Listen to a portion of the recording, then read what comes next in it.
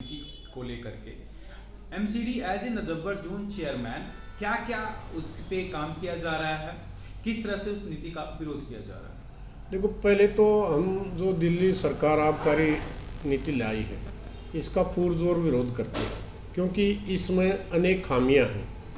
शराब तो पहले भी बिकती थी दिल्ली में, आगे भी बिकेगी। और भी स्टेट हैं, केवल हिंदुस्तान में 2 ही राज्य ऐसे हैं जहां पूर्णतः नशाबंदी है, गुजरात और बिहार। लेकिन दिल्ली सरकार जो नई आबकारी नीति लेकर आई है उसमें ऐसी अनेक खामियां हैं जो हमारे बच्चों का भविष्य बर्बाद कर देंगी। एक तो इन्होंने उम्र शराब खरीदने की, ठेके से शराब खरीदने की जो उम्र है वो 25 से 21 कर दी। इसके अलावा दूसरा जो समय, रात को 10 बजे तक ठेके खुलते थे शराब के, अभी इन्होंने बार रेस्टोरेंट में रात के 3 बजे तक शराब की बिक्री के इजाज़त दे दी नई नीति के तहत। अब आप देखिए, रात सोने के लिए होती है, जो व्यक्ति बार में बैठे बैठे 3 बजे तक शराब पिएंगे और वहाँ से निकलेंगे, नींद का भी समय होता है और नशा भी, दोनों बर्बादी का ही कारण होंगे।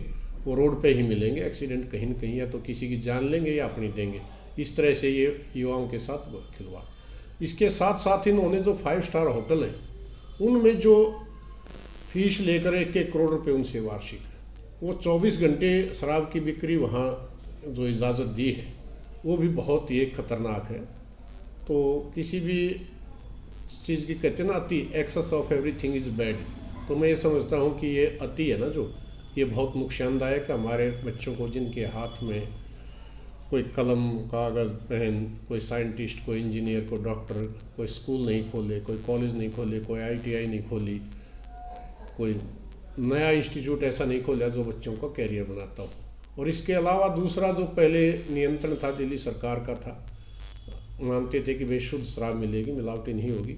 अब इन्होंने पूरे हिंदुस्तान के शराब माफिया दिल्ली में इकट्ठे कर दिए, जोन बना बना कर ऐसी नीतियाँ बनाई है कि साधारण व्यक्ति अगर कोई एक लिकर शॉप लेना चाहता है, उसके पास स्पेस है, उसके पास जगह है, तो वो व्यक्ति नहीं ले सकता शराब की दुकान। शराब की दुकान शराब माफिया ही लेंगे, उससे उनकी मर्जी चलेगी। जिस तरह से अनेकों अनेक राज्यों में आप सुनते हैं कि शराब पीने से, जहरीली शराब पीने से इतने व्यक्तियों की मृत्यु होगी, इतने बेहोश हैं, इतने ये, तो इस तरह का अब दिल्ली में भी होने जा रहा है कि कोई अंकुश नहीं होगा तो ये मिलावटी शराब बिकेगी। सारे के सारा इस तरह सरकार का कोई नियंत्रण नहीं रहेगा, सारे के सारे शराब माफियों का नियंत्रण। और दिल्ली मैं समझता हूँ कि एक ऐसा पर्यटक स्थल बना देंगे ये, जहाँ गोवा की तरह दिन रात युवा पीढ़ी शराब के नशे में डूबी रहेगी। सर, जिस वार्ड में बात की जा रही है कि वार्ड में 3 दुकानें तकरीबन खोली जाएंगी, तो उस वार्ड में किस तरह से एमसीडी जो है वो काम करेगी? क्या उन दुकानों को लोकेट किया जा रहा है? क्या उनके ऊपर किसी एक्शन की बात की जा रही है?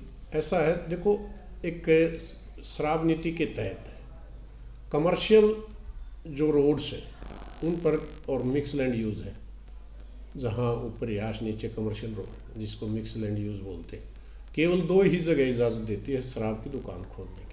अगर कोई कमर्शियल रोड है, अब वहाँ शराब खोलने पर एमसीडी भी नहीं रोक सकती और कोई अन्य व्यक्ति भी। लेकिन इसके अलावा इन्होंने एक वार्ड में जो 3-3 दुकान की हैं, एक तो ये बढ़ोतरी संख्या, शराब की दुकानों की संख्या जो बढ़ाई है वो बहुत ही गलत है। और इसके अलावा जो रेजिडेंशियल इलाके में इन्होंने बिल्डिंग बाई लॉज के वायलेशन किया है।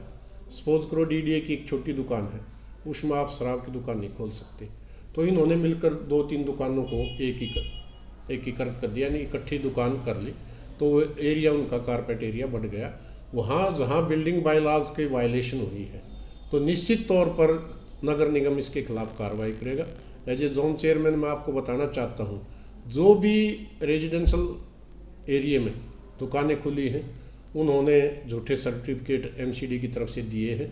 हम उन सब दुकानों की जांच करेंगे, जो कमर्शियल में है वो ठीक है, और जो रेजिडेंशियल एरिया में है और जिनका बिल्डिंग बाई लॉज का वायलेशन हुआ, निश्चित तौर पर दक्षिणी दिल्ली नगर निगम और नजफगढ़ जोन उसके खिलाफ कार्रवाई करेगा।